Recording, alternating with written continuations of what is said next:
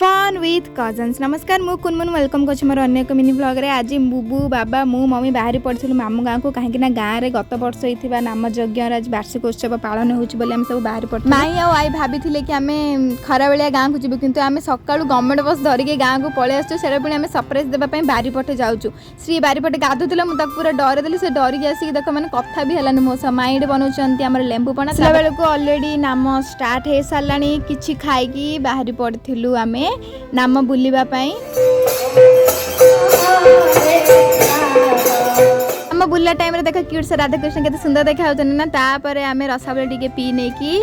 बाहरी पड़ू प्रसाद सेवन करने से पाखे गोटे छोटिया पार्क थिला तो से मजा मस्ती पिला चलला